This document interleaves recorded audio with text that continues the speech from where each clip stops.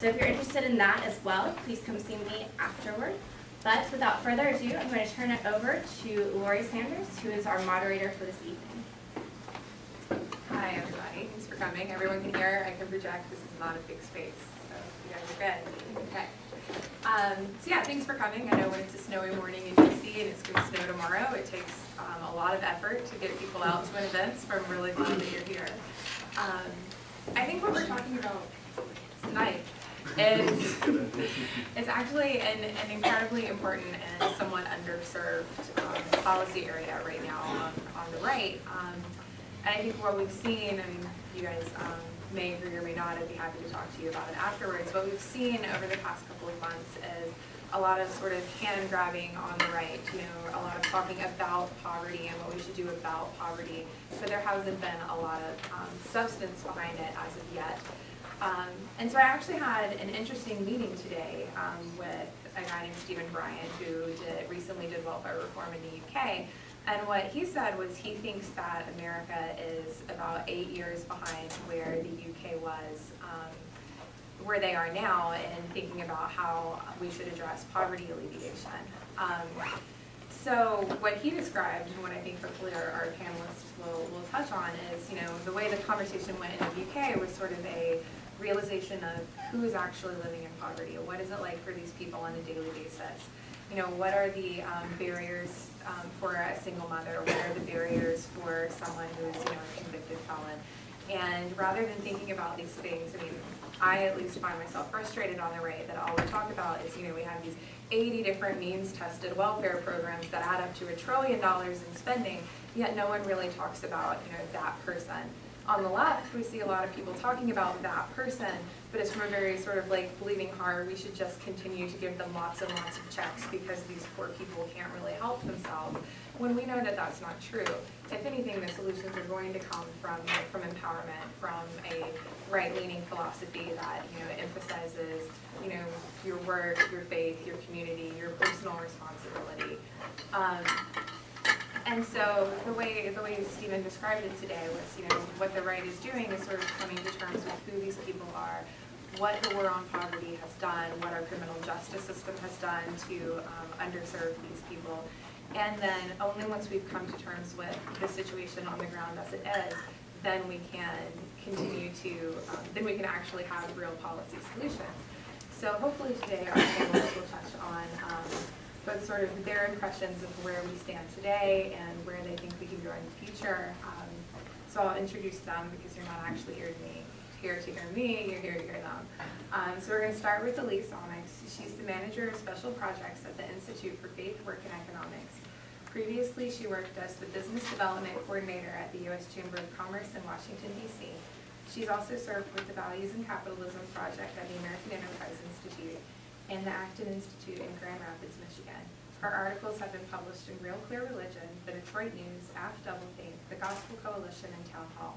Elise grew up in Fairfax Station, Virginia, and she graduated from James Madison University with a Bachelor of Business Administration and Economics with a concentration in European business.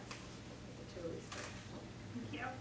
Okay, good evening, everyone, and thank you, Lori, for organizing the panel and inviting us all to speak tonight. Over the past few years, I've had the opportunity to work at a few different free market think tanks that have really taken this issue of poverty head on, and so I won't be talking about policies specifically tonight, but rather just a few steps that I think both conservatives and libertarians can take to better position themselves in the poverty debate. So one of the trends that I've noticed over the past few years is that the message that the right has been sending to the public about poverty has been transforming. We've been moving from a message of just focused on individual freedom to one focused more around human flourishing. I think this is a very positive change. I'm excited where it's going.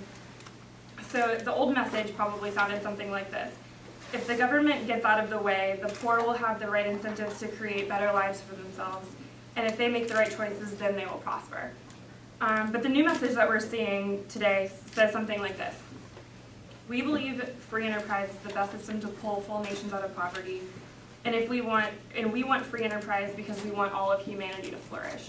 So notice how the first message sounds more anti-government and the second message is more pro-humanity. With this new emphasis on human flourishing, it raises the question, what is human flourishing exactly? It's a very broad term, and it can be difficult to define, but many people believe that Aristotle was the first to coin the term, and he defines it as the pursuit of virtue and excellence. The founding fathers also carried this concept in the Declaration of Independence when they used the phrase life, liberty, and the pursuit of happiness. Many theologians think that flourishing is tied to this idea of shalom in the Old Testament. Theologian Cornelius Plantinga defines shalom. He says, "We call it peace, but it means far more than mere peace of mind or a ceasefire between enemies. Shalom means universal flourishing, wholeness, and delight, a rich state of affairs in which natural needs are satisfied and natural gifts are fruitfully employed." So I think this concept of humanity really speaks to the core, this concept of flourishing really speaks to the core of our humanity. And flourishing gives context and meaning to freedom. So it's this idea that freedom is only good if we do something good with it, and freedom is good because it allows more flourishing. And flourishing affects every area of life. So flourishing it's a world where scarce resources are properly stewarded to create prosperity. It's a world where every individual has the opportunity to pursue and fulfill their individual calling in life.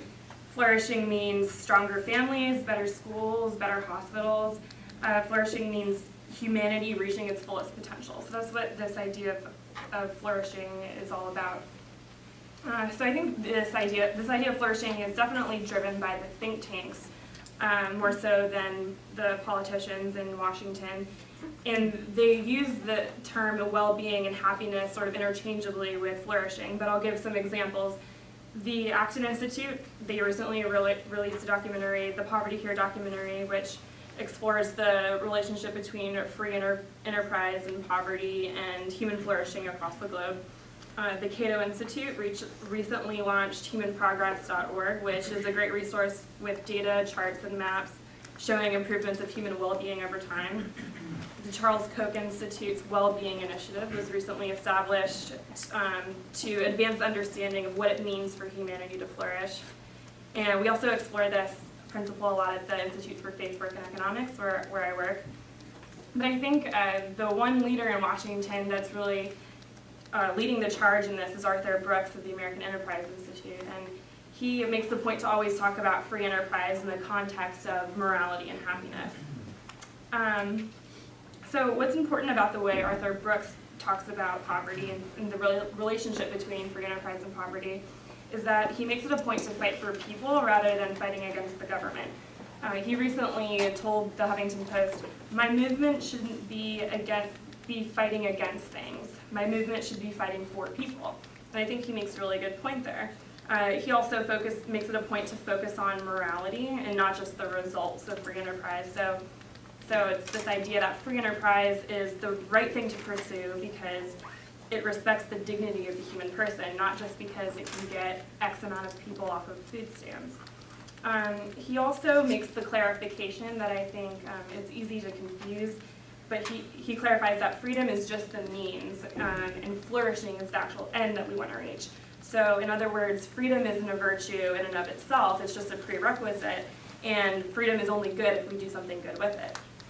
So I think this new style of messaging that we're seeing in Washington right now is very hopeful and empowering, and I think it better positions the right in the poverty debate.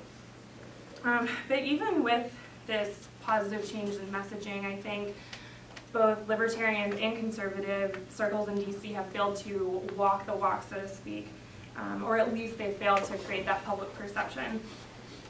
I remember last year when I was writing a blog post on poverty, and I was talking about why churches and private charities can better care for the poor than government programs. And when I finished it, I felt kind of like a hypocrite because here I was telling everyone that to be involved with something that I wasn't personally involved with. So that's when I realized that if we really want the government to step out, that means we have to step in. So what I did was I started volunteering and mentoring inner city high school girls up in Northeast DC, And this really opened my eyes to the complexity of poverty, and it was a really humbling experience because it made me realize how little I really knew about poverty. So as a movement, I think we can do a better job emphasizing participation in the solutions and really work to embed this in our culture so that when people think about conservatives and libertarians, they don't even question whether or not we care about the poor. So if the right keeps human dignity at the center of the conversation in word and in deed, I think this puts the left at a huge disadvantage because the government is just incapable of addressing the needs of the whole person. So housing, healthcare, and food stamps are temporary material answers, but people are not purely material beings and with purely material needs. They also have social and spiritual needs. And this is why voluntary charity that embraces solidarity and subsidiarity is so important when it comes to helping the poor. As de Tocqueville said, only voluntary charity establishes that bond, or as he calls it, a moral tie between the giver and the receiver, so that the giver is free to experience cheerful giving rather than forced taking, and the receiver is free to experience gratitude and humility rather than entitlement. So to summarize, I think there are two things the right can do to better position itself in the poverty debate before they even start talking about policy, and that's give freedom context by emphasizing human dignity and flourishing, and also to shift the focus of the problems that government is creating to talking about and participating in the solutions. And I think once they do this, they'll really show the American public that we can love the poor in a way that the government will never be able to. Thank you. Thanks, Elise. So next we're going to go to Brandon. Brandon actually has a lot of good experience on the ground volunteering poverty alleviation programs, but I'll let him talk about it. So Brandon James Smith is the Deputy Director of the Student Division at the Federalist Society, where he works with conservative law students across the nation. He graduated with honors from Abilene Christian University. He received his JD from the University of Kansas Law School, where he clerked for a district court judge, the Kansas House Judiciary Committee, and a district attorney. And he earned an LLM in National Security Law from George Washington University. A member of the Kansas Bar, he co-directs the Christian Legal Aid of the District of Columbia and Anacostia, and he teaches at American University.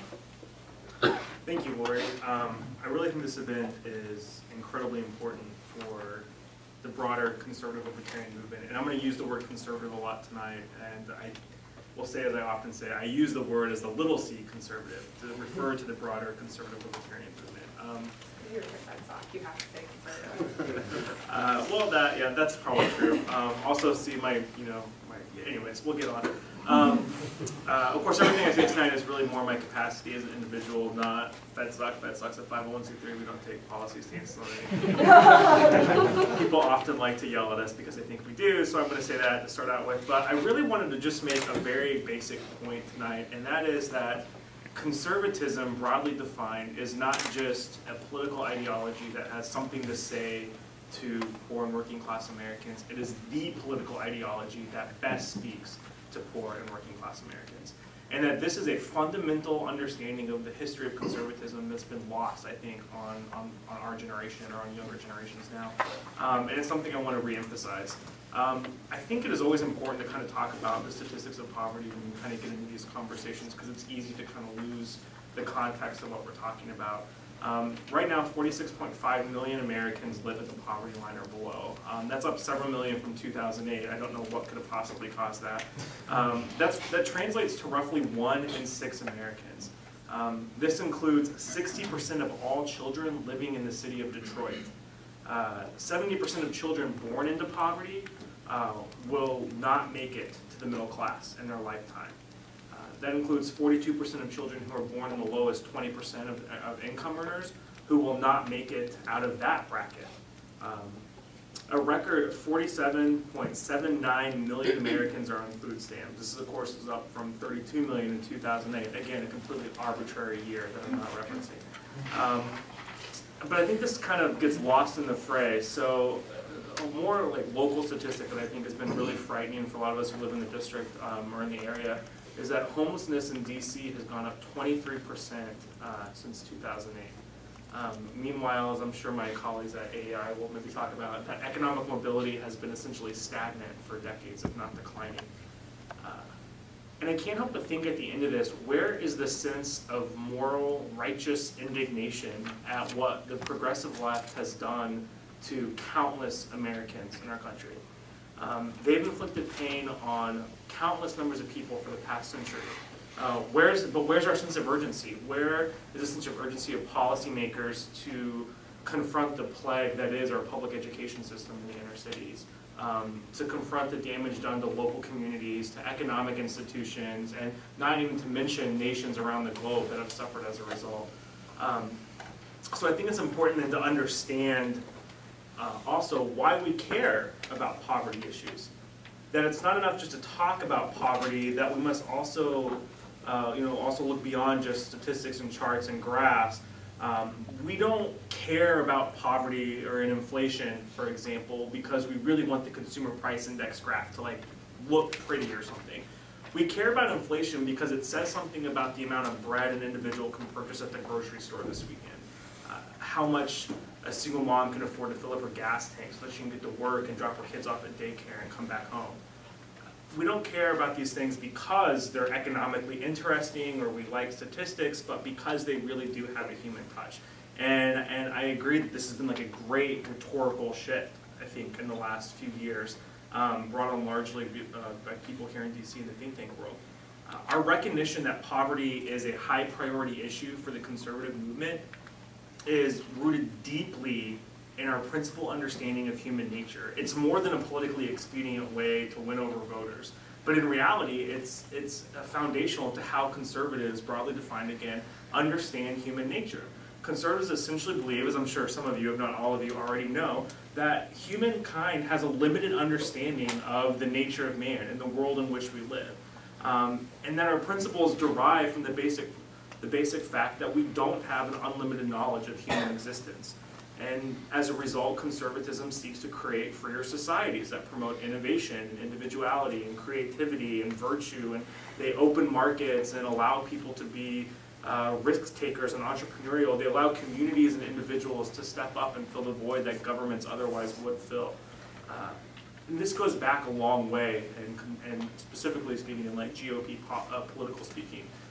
Abraham Lincoln, for example, was the founder of the Republican Party or whatever, but also just abhorred poverty to a great deal. Lincoln talked about his experience living in essentially what we would call third world conditions in rural Illinois as the worst time of his life.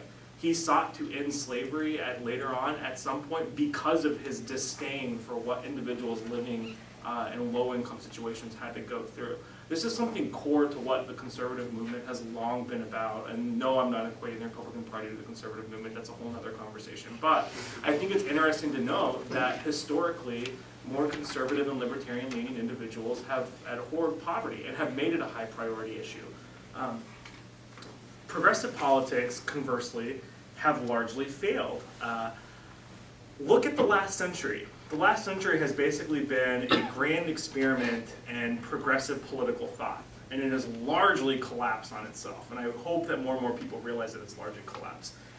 Progressives like Woodrow Wilson believed essentially in the perfectibility of mankind and man-made institutions, and that the right professionals consolidated enough power and the right information and enough data points that they could solve essentially any human ailment. And this is simply pure rubbish. An example I have from this is just a story from my work with the Christian Legal Aid Clinic, which has three and almost 4 now clinics around the district.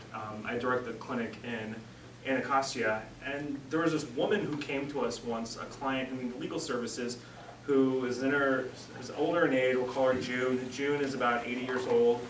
She came to us seeking advice because she wanted a medical power of attorney to be written up so she could have someone make medical decisions about her in case her health deteriorated. Her health was pretty bad to begin with when we were meeting with her.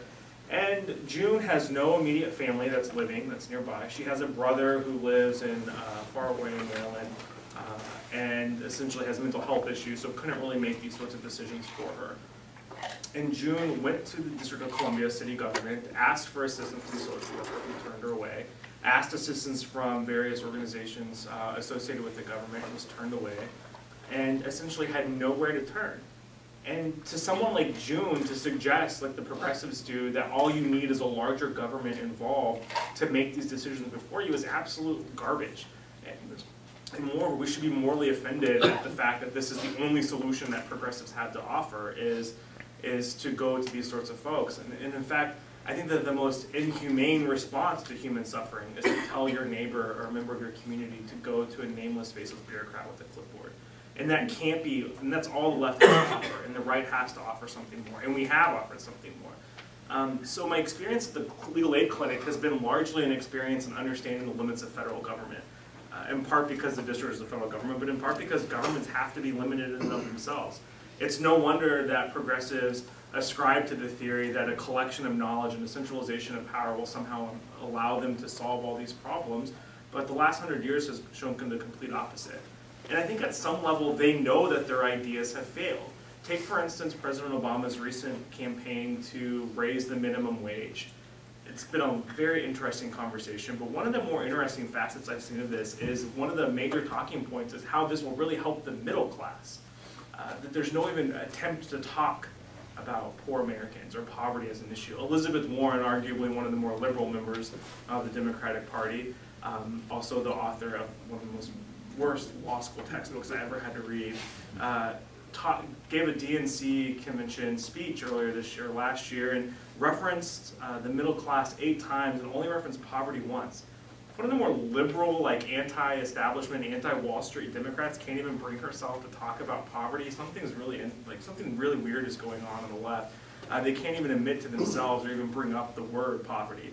And so I'm encouraged to see an entire panel of folks here at AFF willing to talk about these issues.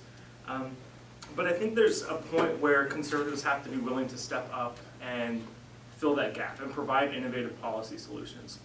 And I think those innovative policy solutions have to be based in a level of practicality as well, that these solutions have to be centered on the folks that we're actually trying to help. One thing I've learned with working at the clinic has just been, like I said earlier, just the complete limits of the federal government, but how much people really want to have a better life. There really is no one in poverty that I've ever met who's in good mental health who wants to remain in their current situation, who wants to stay struggling. There's something inherent about American exceptionalism that creates this desire to grow and to have a more flourishing life. And I think that this is something that conservatives have a lot to speak about. Conservatism, broadly defined again, is a message that empowers individuals and local communities because they know what's best for other individuals and local communities. And this is something the left has nothing to say about. If you think, since the 2012 Romney fiasco campaign, that Republicans and the conservative movement is a loss, look at the progressive left. They have absolutely nothing new to offer in the last 100 years on the intellectual level. Meanwhile, the debates on the conservative movement between libertarians and traditional conservatives and foreign policy hawks and Paulians and Randians seems tense at times, but is much more intellectually diverse and active and dynamic and growing, while the left is essentially offering us the same stale prescriptions for human suffering that they've been offering for over 100 years, which have clearly not worked. And we have a wonderful opportunity to provide solutions. There's a great quote from Taft when he was being nominated in 1912 to run for president. And yeah, I know, nobody really talks about Taft, right? Like, who is this guy? But you can actually listen to the audio of this speech online. It's a speech called, On Popular Unrest. And the speech, he has this great quote where he's talking about all these new political parties, specifically Roosevelt and others, progressives, who have decided that the goal of government is to allow instantaneous response from the government at the will of the people. And Taft has something specific to say about this. He says, okay, so what happens when when we've changed all the governmental machinery so as to permit instantaneous expression of the people at constitutional amendments? What then? Votes are not bread, constitutional amendments are not work, referendums do not pay rent or furnish houses, recalls do not furnish clothing, initiatives do not supply employment or relieve inequalities of condition or of opportunity. And I think this is kind of where the conservative movement is at again, that we have to be ready to start offering solutions that are more than just, hey, let's talk about how bad poverty is and throw money at it, which is all the left has to offer. And I think that, interestingly, that this works well with our principles. that conservatives have a lot to say based on their principles of focus on individual liberty and individual empowerment, and community organizations have a lot to say. And the folks I've talked to at the clinic, for example, and we don't see a ton of clients. We maybe see a couple hundred clients a month between all the clinics, which isn't a lot, as much as you think. And my clients that I work with are typically like elderly folks who are living in Anacostia, a sort of working class poor that's very different from what you might consider. It's a lot of like multi-generational families living in the same housing that were built in the early 1900s. So it's really interesting questions. But what's most interesting about this is that none of these folks want to be where they're at. None of them want to continue to struggle or suffer in poverty, and that conservatives need to rise up to the occasion of developing really innovative policies and realize that these policies aren't just ideas to become politically expedient, though I think, and I'm going to talk about in a second why I think those ideas will be politically expedient, but these ideas are really deeply rooted in our political principle, and our basic understanding of human nature, and our basic understanding of our core values. I imagine, because this is an AFF event, and it's notorious for this, that there's a lot of conservatives here, and there's a lot of libertarians, and they're properly defined in those terms. And that's great. You know, you libertarians, you can have a lot to learn from us conservatives, and vice versa. And vice versa, okay, so I'm being fair. But the point is this, like, our basic understanding of human nature is much more alike than our understanding of how individuals operate in the face of a centralized government is pretty much the same. And though we may disagree on some ancillary but not unimportant issues on the sides, our understanding of where the country ought to go is much more alike. And the bigger threat we face isn't from the progressive left who's intellectually bankrupt at this point, but rather from our own inability to work with one another. And the fact that we can come together in a room and talk about innovative policies to address one of the most pressing issues in the country right now is pretty remarkable. And I think that's something that we ought to be, want to consider. And I'm sure I'm running out of time at this point, so I'll probably stop. But again, just to summarize, like, my main point, if you walk away from anything, is just to understand that conservative and libertarian philosophical approaches to the role of government and the value of the individual have a lot to say about poverty, much more than the left does. And that it's time that we work together kind of on a philosophical perspective and apply these positions, or apply these policies and ideas to the individuals who we're trying to help. And I didn't get to talk enough about the kind of individual level, but I'm going to pass it off to the other panelists and maybe more in the Q&A. There will be lots of time, hopefully, for questions at the end. So thanks, Brandon. I think that's really important. One thing that was interesting about what you pointed out, is that one in 6 Americans lives or slips in and out of poverty.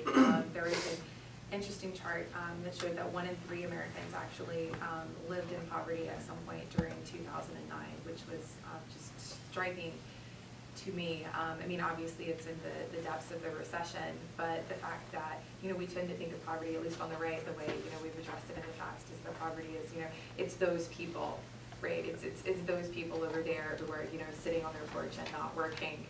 When actually it is you, it is me, it is our friends, it is our family, right, who at any moment are at risk of experiencing more in need. And just this week, last week, Washington Post published a blog that said that right now the poverty rate is at 16%, but if you took away the social safety net, the poverty rate would actually be at 28%, which is 1 in 3 Americans, close to.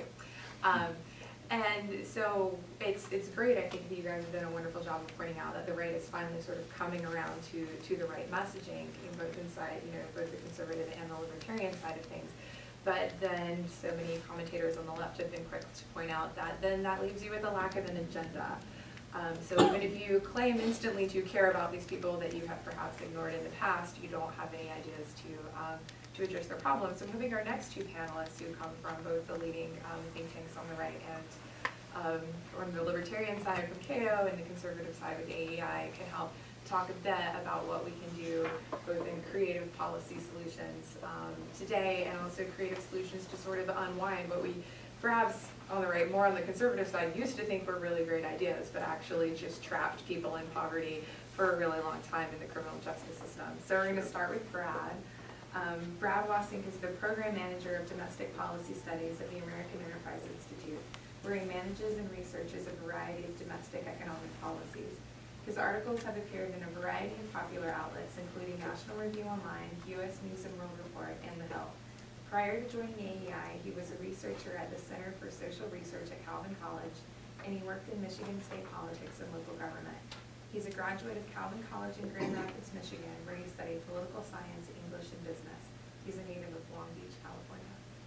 Thanks, Lori. Thanks for putting this panel together. It's a very important topic for both conservatives and libertarians alike, and a very important topic to me personally and to AEI. And we're excited about our work here and the work of the broader kind of market-based movement. So I'll start by giving a brief summary of the state of poverty in America. Brandon gave some great statistics. I'll add a few more. And then I'll talk about then I'll touch on why it's so critical that I think that we engage it, which we've also touched on a little bit thanks to your great description of Arthur's work. And then I'll go on to describe some policy proposals that are on the table, kind of a brief analysis of what I think of them and their likelihood of passing, and also touch on one more obscure policy topic that will be more educational for you. You probably don't know about it. So first, two statistics that I think really help frame this discussion. Of those in poverty in America, 60% did not work 1 week in the last year. Conversely, of those who did work full-time year-round, the poverty rate was 2.9%. So these statistics confirm what a large body of research shows, that work is the most reliable pathway out of poverty and needs to be a central component of how we talk about it and deal with it from a policy perspective. I think broadly as individuals in this room, we are sympathetic to the view that free enterprise provides the best opportunities for the most number of people. We've heard that. The problem is that not everyone's connected to those benefits. Many Americans aren't, and many Americans are struggling, especially in the wake of the recession. Yeah, as you noted, 15% live in poverty, and just as a reference point, the poverty rate for a single is $12,000 a year. It's not a lot of money. It really is not a lot of money. $24,000 for a family of 4, and it's been there for the last 3 years. That's higher than we've seen it since before the 1996 welfare reform that kind of fundamentally changed the way, at least for women with children, single women, non-married women with children, it changed the way that work was viewed. There are a lot of issues with official poverty measures, and I won't bore you too much with them, but the official poverty rate provides a better indication of how many Americans are actually earning money. Other poverty measures include a bunch of non-cash benefits, in addition to the ones that are included in the official measure. So if using those measures, we get a different result. So child poverty rate's even worse. It's well over 20%.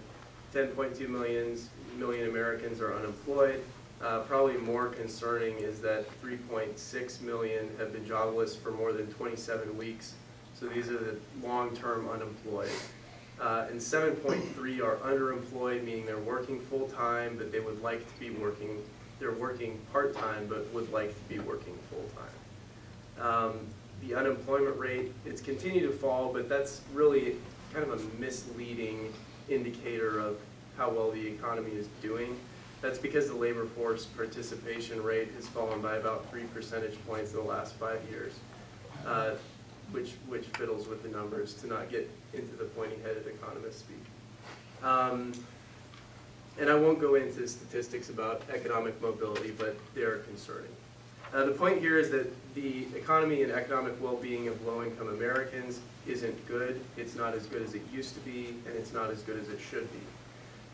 Second, I think poverty is an issue that we need to talk about within a moral framework, as Elise mentioned. The American identity uniquely elevates the value of the individual and of the ability of the individual to have agency in his or her life.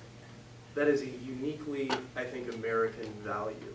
And as AEI's president, Arthur Brooks, likes to note, body of academic work shows that earning income makes you a lot happier than if you had just received that income without working for it. When Americans' access to that core thread of the human experience falters, and we as a broad, conservative, libertarian, market-friendly group fail to acknowledge or engage it, it's not just an economic failure or a policy failure. I think it's a moral failure as well. And when we're talking about poverty, we need to think in those terms. And we've not done a great job of doing that. We've leaned on 30,000-foot policies that are really important: tax reform, budget balancing, entrepreneurialism. All of these are great, but we haven't thought seriously about how to make that connect on the human level, and in terms that resonate with the broader American public. And we've had slip-ups. Romney's 47%. As my former colleague Henry Olson has pointed out, Mitt Romney won every exit poll category: strong leader, good for the economy, and on, but he lost one.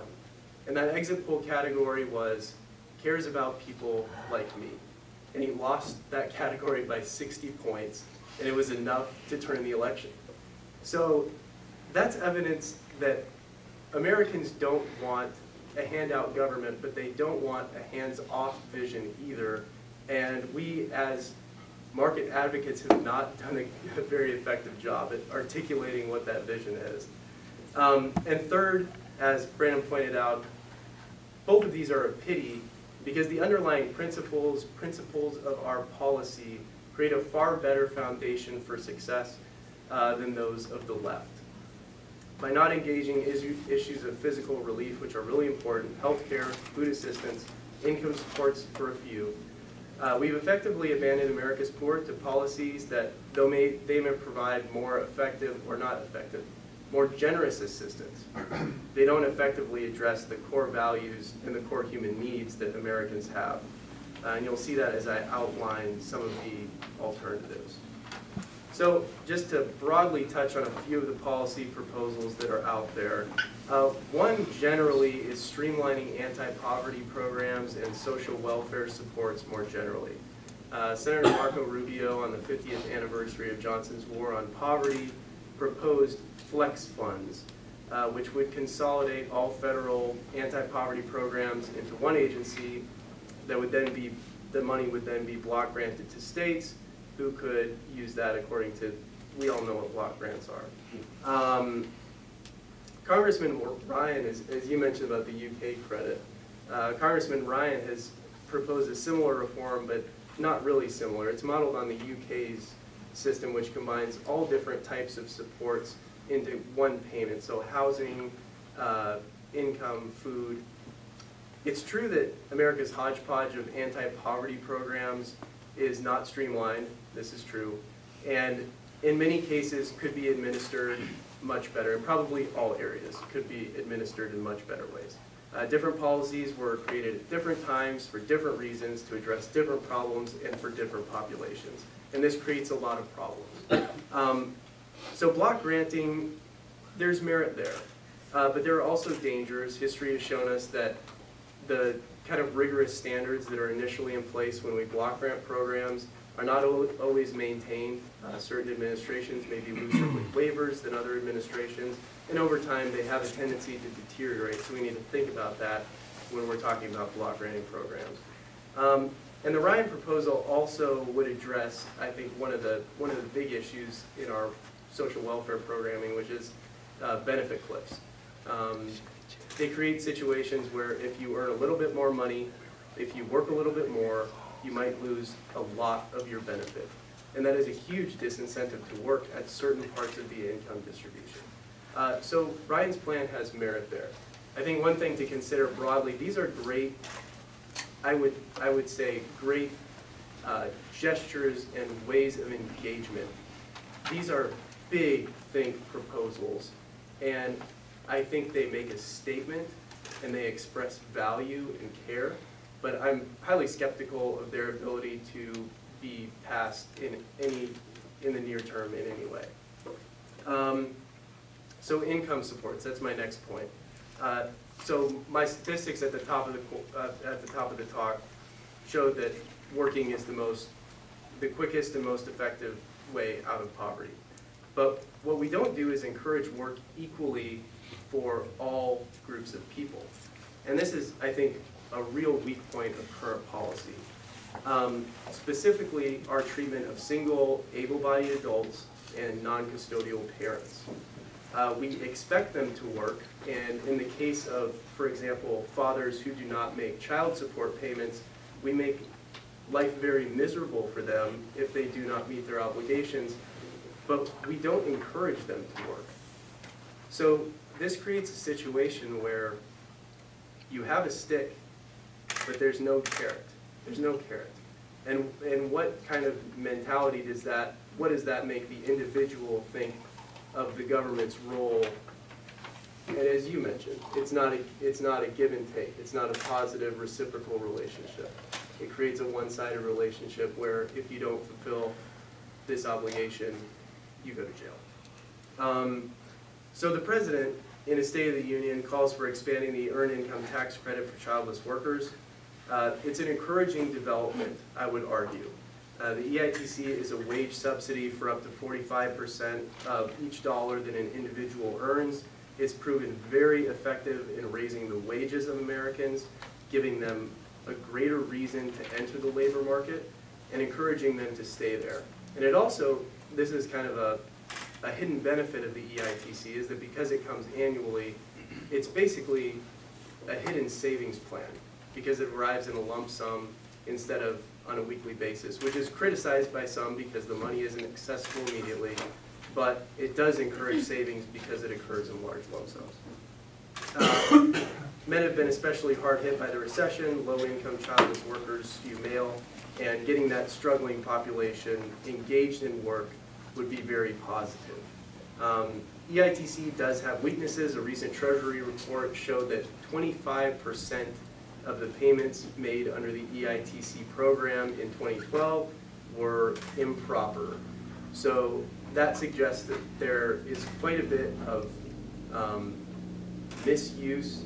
I don't want to label it fraud, but there is a lot going on there that could be improved, and I think anything that would expand spending on EITC would have to be accompanied by a serious reconsideration of the way that that program is structured and administered. My last policy point is getting back to work. Many Americans want to work, but they live in regions with poor job prospects, and they don't have the resources to move to better prospects because they've been unemployed. So an interesting idea that's been proposed by Senator Rubio and my colleague Michael Strain at AEI is work vouchers. They want to work, they don't have the means to work, but they can work and they want to work. So let's provide a voucher, maybe using funds from the unemployment insurance program to help an aspiring worker to move from Yuma, Arizona, which has an unemployment rate of 27%, to Midland, Texas, which has an unemployment rate of 2.8%. What do you think his job prospects are going to be there compared to Yuma? It offers the opportunity to be quite a big net gain. So those are policies that are kind of in discussion now. And I wanted to, this is kind of my little policy baby, so I just wanted to share it with you. This is one that I think, you know, we talk about incentives on the right. And there's one policy that has particularly perverse incentives, and I think more people should be talking about, even though it's difficult to. That's a supplemental security income program, especially for kids. It provides cash benefits and Medicaid broadly to disabled adults with little work history and to children who are disabled. The SSI, it provides a cash benefit for, oh, sorry, I got screwed up. So for kids, SSI provides a cash benefit to the household of a household with a disabled child. So the money flows to the household and not directly to the child, which makes sense. And the intent is to provide these households with additional resources to help deal with the fact that they have a disabled child in the household, and so they continue to care for the needs of the child. But the problem, there are several problems with this program. One is that the criteria for evaluating child disability is very, very loose, especially for mental and behavioral impairments such as ADHD. Admissions to the program for those kinds of conditions have skyrocketed. And the most important one is that households receiving SSI are generally very low income, and the SSI benefit is very economically important to them. So this policy puts parents in a place where if they help their child overcome their disability and grow through this impairment, they're sacrificing a substantial chunk of money, which is an impossible situation to put a poor parent in. So that is one policy area. There are a lot of different ways to suggest to improve this, particularly when kids transition into the adult program. Currently, 2/3 of kids that are disabled in the SSI program transition directly onto disabled adult status. They don't work, and they get a benefit of roughly $700 a month and Medicaid for the rest of their lives. It's a pathway to poverty. So what if we did an intervention in that period that said, okay, we understand the incentives when you're young, but we need to change those and help people get engaged in the labor force when they get a little older. So I'll stop talking about SSI. The point that I want to make is that low-income Americans, they're not doing well. We have an obligation to do something constructive about it. And there now are ideas in discussion and in germination stages as well that can do substantive things about it. So it's a start, and I'm encouraged by that. Thanks, Brad. So I think that's an important way to, you listed a lot of different important things that we could do, right? There's a lot of things that I think are on the table. A lot of discussions being had about new and creative policy solutions, which I think is incredibly important. But I also think one of the most important things we could do is to just stop hurting people in a lot of unnecessary ways, which is what I hope Jonathan can focus on. Which I don't know if I'm supposed to say this or not, by the way, everybody, it's Jonathan's birthday. So A, for speaking on a panel on his birthday, and then B, all of you guys should ask him what his favorite drink is, and then buy it for him at the after party. Because I'm sure that he would welcome many free drinks on his birthday for giving us a little bit of time to talk to you guys about something that is actually, incredibly important. So Jonathan Blanks is a researcher and blog editor at the Cato Institute. His primary focus is criminal justice, but has a broader interest in the Constitution and the history of individual liberty in the American context. His writings have been published in, I can't say this, thank you. I'm from Georgia, I butcher things. The Indianapolis Star, the Washington Post, Examiner.com's Opinion Zone, Libertarianism.org, and the print and online editions of Reason Magazine. Jonathan irregularly updates his personal blog, The Blank Slate, and you can follow him on Twitter at The Blank Slate. Right.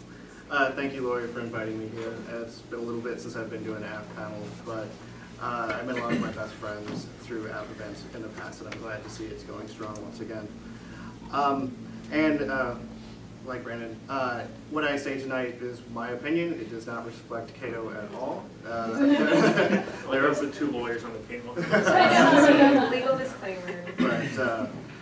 But anyway, I hope that we have a very interesting discussion so far, and hopefully I can add a little bit to this. As Lori said, my primary area of expertise is criminal justice.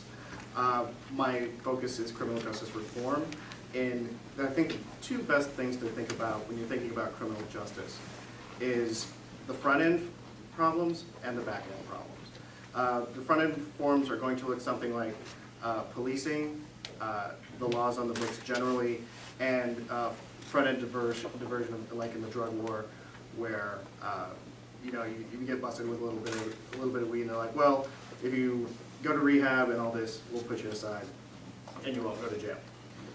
On the back end, that's more dealing with laws like early release, mental health problems, and job training for people after they've been incarcerated. And if you look at what policymakers have been doing a lot recently, it has been focusing a lot on these back end reforms. For example, Senator Mike Lee of Utah has just passed a Smarter Sentencing Reform Act out of the Senate Judiciary Committee. This gives a little more relief to people caught up in mandatory minimum sentences, particularly in the drug war, nonviolent offenses. And for those who don't know about mandatory minimums, basically prosecutors use these as a cudgel to impose or threaten to impose draconian sentences on drug offenders to get them to plea out and to rat on other offenders. More generally, there was a lot of talk about reentry programs, like regularizing punishments for parole violations and reducing collateral consequences like housing and employment restrictions, and providing mental health assistance, basically to decrease recidivism in people going back into the system. These ideas are particularly salient today because 10,000 people per week are released into society from jail or prison, which is over 650,000 per year. And what's particularly troubling is a large number of these people are going to be concentrated in already economically depressed neighborhoods with little or no infrastructure to support them. And it's further burdening these areas with people who are looking for jobs, but they already have high unemployment. And you're also getting a lot of old people who've been in for 20 years that are coming out and they have no way to support themselves. The programs that have been put forth so far to take care of these are laudable, and I do support them, but they don't go far enough. None of these back-end solutions really address the fundamental problem at the front end, and that is the way in which the government treats the people hanging on to the lowest rung of society is a travesty across the board. Yes, like your typical libertarian, I have a moral and philosophical problem with the drug war. But this isn't really about what I put into my body or the right to do what I want. It's what the government does to people that will affect socioeconomic outcomes. Since the inception of the drug war, with help from the Pentagon, subsidies that pay for, assault rifles and armored personnel carriers in West Lafayette, Indiana, the law enforcement has morphed from this sort of walk-the-beat neighborhood-style policing into an aggressive, adversarial, martial-style enforcement. This has led to antipathy between the police and many of the policed. Leaders within the criminal justice community complain about an us versus them mentality that police have now taken against the general public. Nowhere is this truer than in the impoverished areas of our country. In the wake of Newtown and other school tragedies, the push for school resource officers, that's basically cops in the hallways, has gained a lot of support on both sides of the aisle and has garnered support from the White House. The problem with this is that the SROs hasten the school to prison pipeline. So many kids, before they even get a free and clear chance at adulthood, are already getting railroaded into the criminal justice system. Along with this, schools with SROs are more likely to suspend and to expel kids, and which is going to, again, disrupt their education. It's going to make them more likely to engage in the criminal justice system afterwards. This alienates our young, stifles educational progress, and really just sort of lays the groundwork for young people looking at the system and like, I don't think that this society really is what really is going to, if the society is going to treat me like this, why should I buy into it? New York City stop and frisk is another example of government harassment of young, poor people, specifically minorities. These invasive frisks recovered only 8,000 guns over the course of 4 million stops since 2002. Now granted, 8,000 guns seems like a lot, but this is an anti-gun program that is producing results at the stunning rate of 0.2% per stop. I mean, in total. If 90% of these stops involved no crime whatsoever, no past warrants, and no civil violation whatsoever. So either the NYPD had no idea what it was doing, or it was targeting kids. And again, if you're going out of your house and you're getting thrown up against the wall and searched, do you really think this is a society that's really going to be open to you? So, and of course, this alienation doesn't just start with their own direct treatment. The White House recently invited families of the incarcerated to an event with Sesame Street and some new characters to basically to address the problem of, with our incarceration problem, 2 million American children have family members that are incarcerated at any given time. And Sesame Street has dealt with this, has brought a character forward, and is trying to tell people how to address their kids when their family members are going away. And I think this is a laudable idea. However, they held it at the White House. And there is one person in this country who has the power of the pen to reunite families from nonviolent offenders, and they have it in his house. And the thing is, He has exercised the pardon power less than any of his recent predecessors of either party.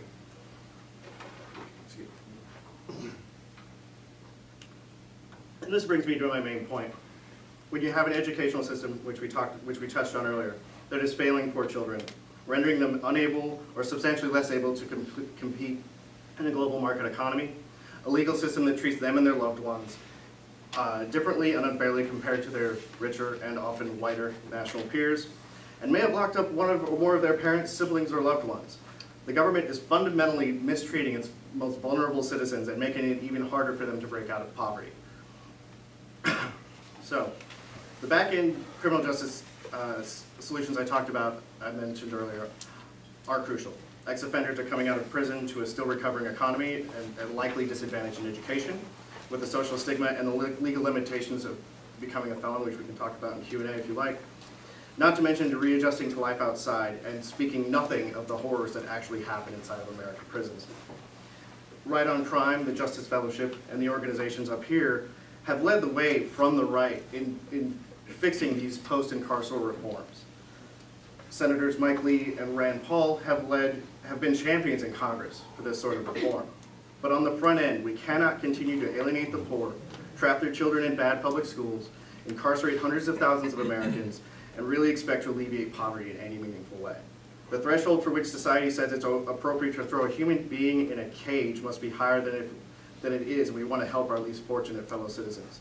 Our current system is deplorable, and maintaining the criminal justice status quo will just enable the cycle of poverty among even the most well-intentioned have a trouble escape.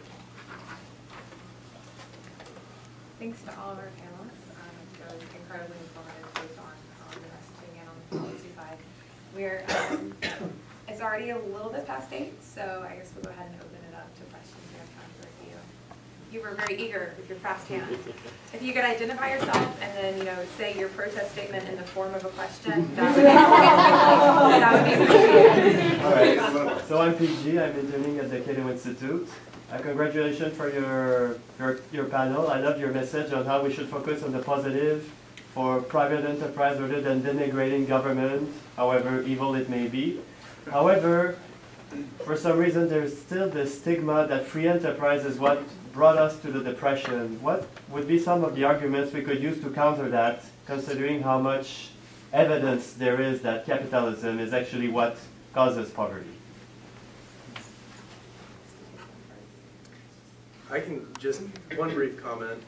I think one is just articulating that you are positive for something and moving in some positive direction. I don't know that that view is prevalent among some, but I think that if we are shown to be pursuing opportunity and pursuing better policies that help people in a tangible way, I think that's the most effective way to combat it. And I mean, you can make broader arguments about, economic growth and all these things. But I think that putting it in more human terms like that might be one part of it.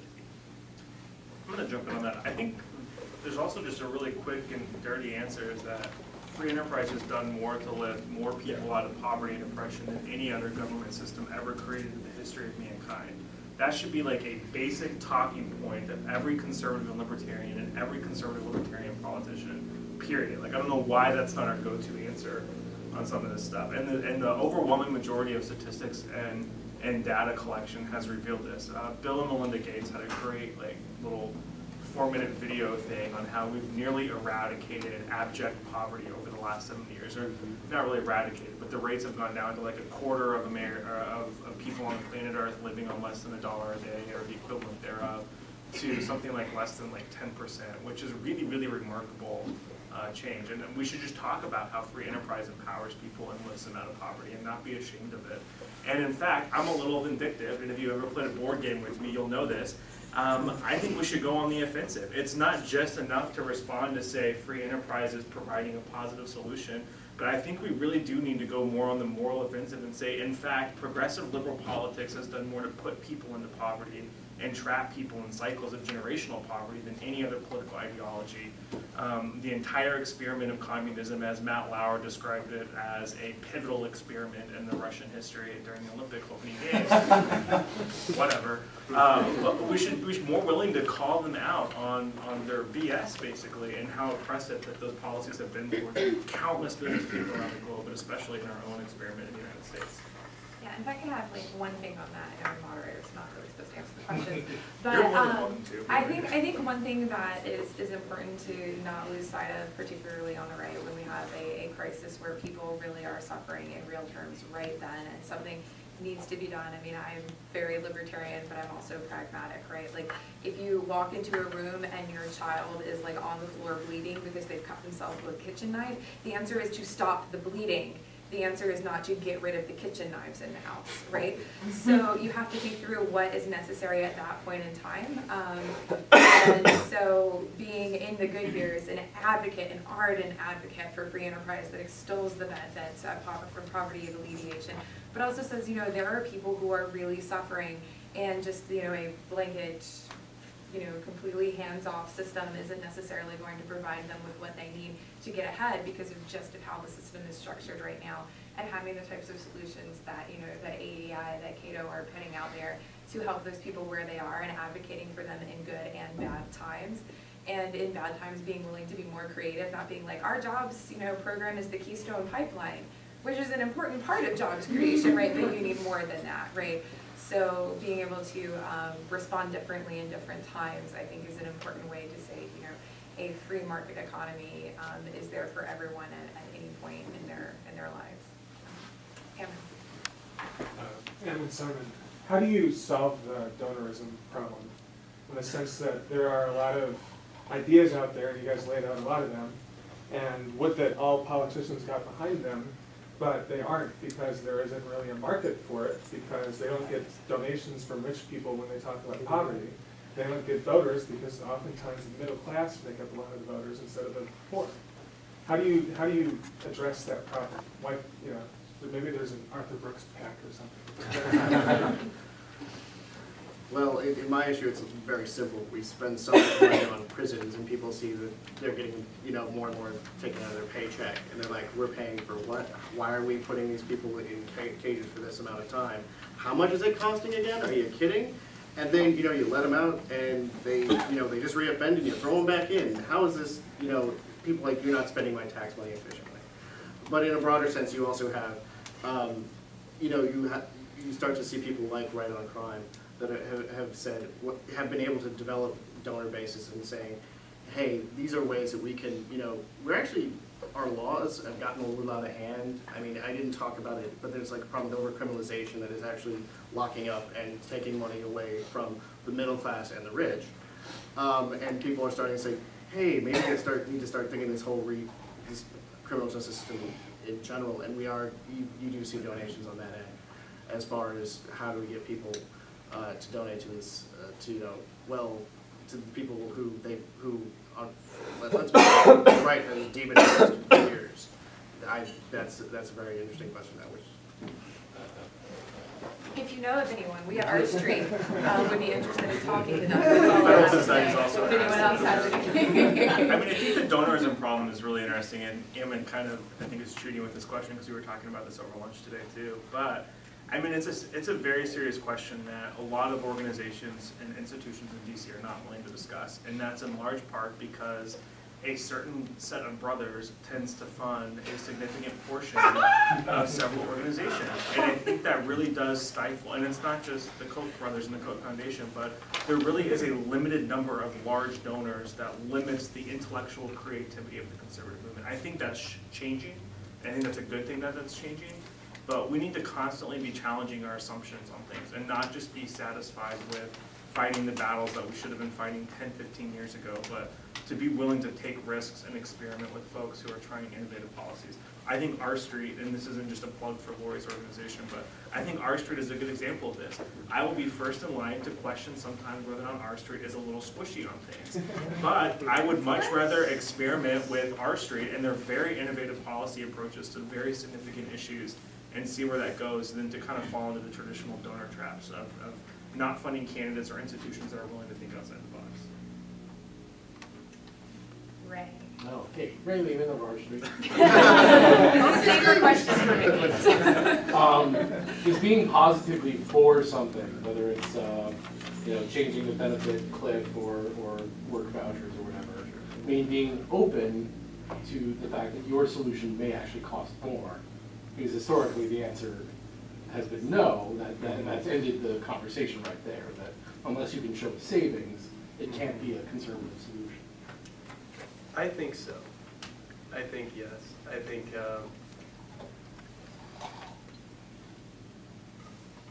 if you look at the problem and you look at kind of the human value and you look at where policy is not serving people, I don't think that there is anything wrong with advocating for a policy like the EITC, that you cannot get it if you do not embrace a core American value, which is work. It's not a handout, it's a hand-up. And I don't think there's anything wrong with government having a role in helping people get out of really difficult situations if they're willing to engage in a reciprocal relationship. Brandon, I'm Erin Greenwood. Brandon, I was interested in your story about June, and you seemed to suggest that, June's story sounded very sad and very hard to deal with, and you suggested that it was sort of the left's fault for not being able to help her.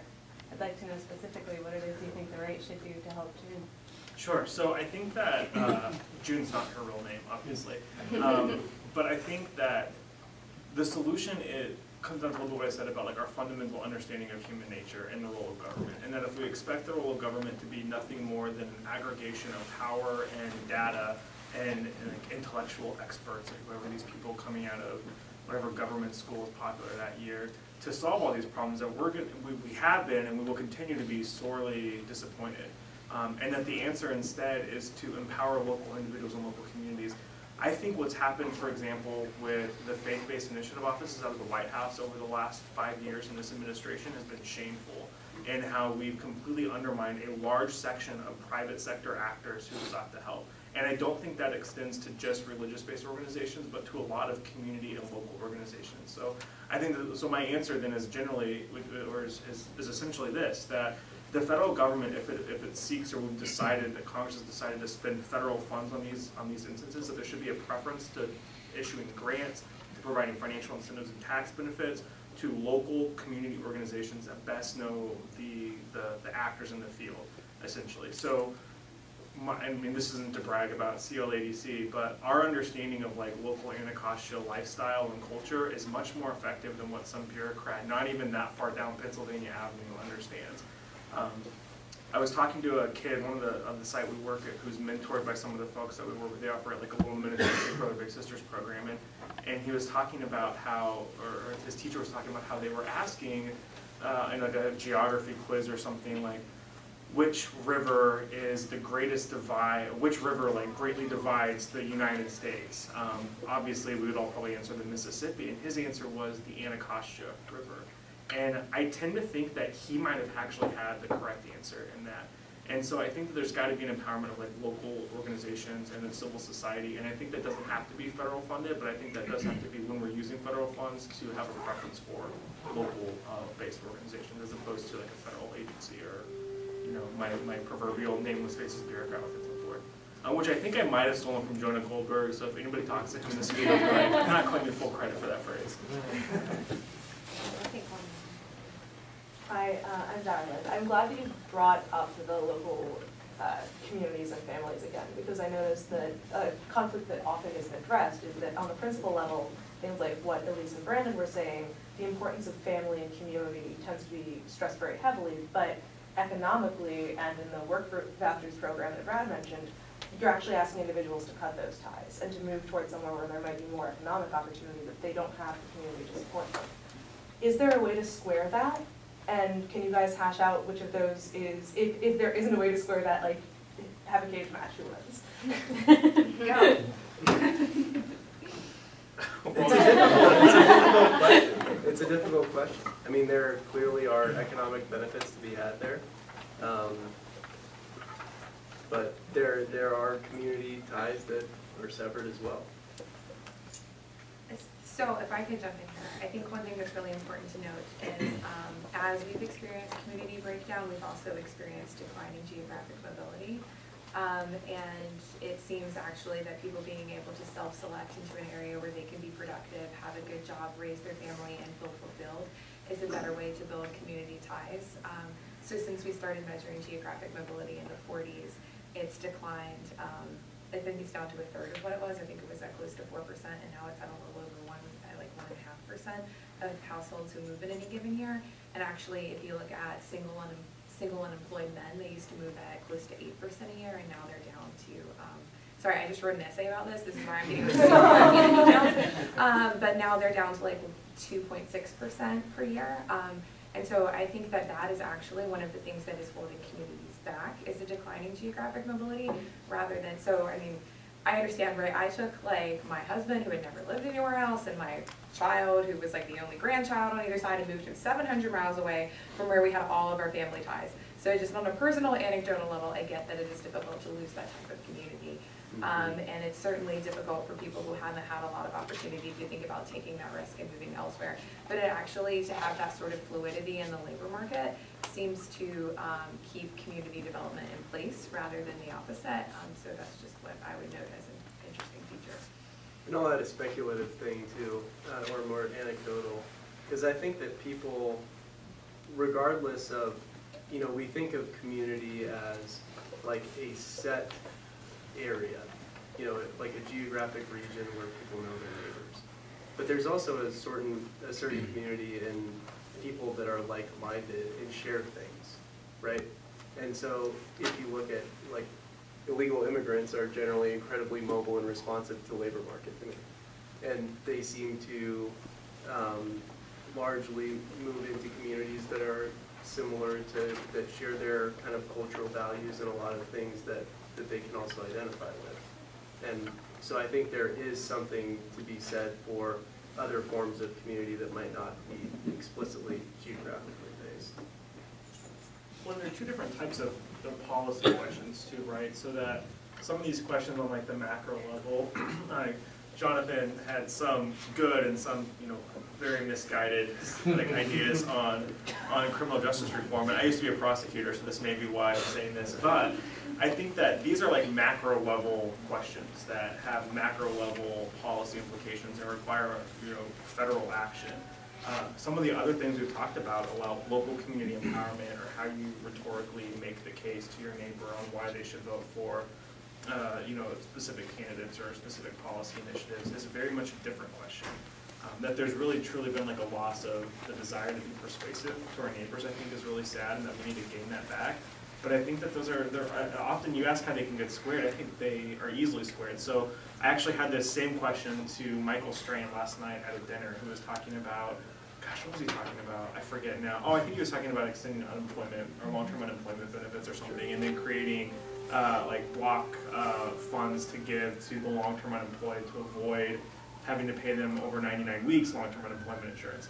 And I said, well, this is a great idea, but like, what about like the local level, da-da-da? I had the same question, and his response was, well, I'm just a national, like, macro guy, so this is what I'm thinking about. And I think that's a really good answer, actually. I was kind of like, okay, well, that makes sense. So that's our macro answer. What's our local answer? And I don't think you have to necessarily square all these things away like they're competing with one another, but that it's really a menu, a series of policy preferences that have to be implemented on the local, state, and federal level. I think, unfortunately, we are so far gone on losing political battles on the local, state, and federal level for these ideas that we need to fight on the local, state, and federal level, and maybe even on the individual level for a lot of folks. But I think one thing that is important is to keep things in a self-selection model, right? So like you can, if you make block grants available to move, there's actually a Mulvaney bill that does that right now. Whether it will go anywhere, we will see. But it's not as if, you know, you're not going to get unemployment benefits if you don't indicate a willingness to move. You can stay in your community if you need to take care of your elderly parents, or you can go elsewhere if that's what works for you. And I think that helps in sort of the national perspective. this answer has gone on for a really long time. So if any of our panelists have something to add, yeah. One little thing, if we can get the government to stop breaking up families, I would very much appreciate that sort of micro level analysis. I mean, I come from this from a very personal standpoint. My father was a cop. My brother was a drug felon. He missed the first 7 years of his daughter's life because he was in prison because he made some stupid mistakes. And I'm not saying the government, I mean, granted, yes, I'm libertarian, drugs should be legal. But insofar as, hey, how about let's not throw someone in a cage for violating these laws. You want to fine them, you want to put them in community service. There's all sorts of options where society can still pass this judgment like we don't want people to do this. But when he got out, he couldn't get a job. He couldn't do anything, and he basically wasted away until he died last year.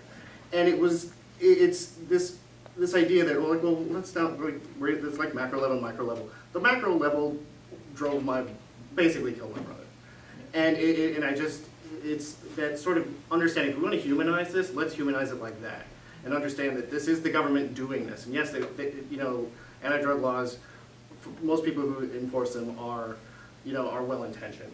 But it really is the government destroying families, and painting it any other way just sort of ignores a giant problem. And with that, I think we have a little bit of time to hang out here, but we all eventually, and before too terribly long, can make our way to Laughing Man, or I think the options are really endless in this neighborhood, but that's where I'll be. So there you go. So again, let's thank our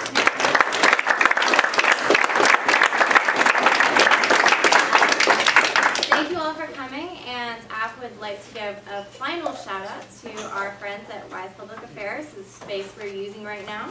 So if you have any questions, you can talk to Sarah about Wise Public Affairs. As Lori mentioned, we'll have the bar open for about another 30 minutes or so, and then we'll all move to Laughing Man, or maybe we'll go home if that's kind of your drink of choice, I guess. So thank you all for coming. We really appreciate it, and feel free to hang out. Professional setup. Oh, you guys can just lay on the side. You sure? Yeah.